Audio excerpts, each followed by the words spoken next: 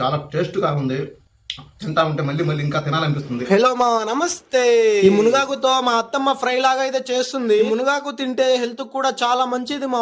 AC vitamins ఉంటాయి దీంట్లో. మా అత్తమ్మ అయితే నీట్ గా ఒలిచి శుభ్రంగా అయితే కడిగేస్తుంది. మీరు ఒలిచేటప్పుడు చూసి ఒలవండి మా, పురుగులు ఉంటాయి. ఈ మునగాకులోకి తగినంత ఉప్పు, కొంచెం వాటర్ యాడ్ చేసుకొని ఒక 10 నిమిషాల పాటు అయితే ఉడకపెట్టేసింది మా. మునగాకు ఉడికేలోగా ఎండుమిరపకాయలతో తెల్లగడ్డలతో అయితే పొడి అయితే చేసి పెట్టేసుకోండి. ఈ మునగాకులో నీళ్లు పూర్తిగా ఇంకే వరకు బాగా కలుపుతా ఉండాలంట మా. మనం ఇంత చేసి పెట్టుకున్న ఎండుమిరపకాయలు తెల్లగడ్డల పొడి వేసి బాగా కలిపేసింది. అంతే, మునగాకు అయితే రెడీ అయిపోయింది. ఇంకా మా నాన్న టేస్ట్ చూసి చెప్తాడంట, చూడండి ఒకసారి. చాలా టేస్ట్ గా ఉంది. తింటా ఉంటే మళ్ళీ మళ్ళీ ఇంకా తినాలనిపిస్తుంది.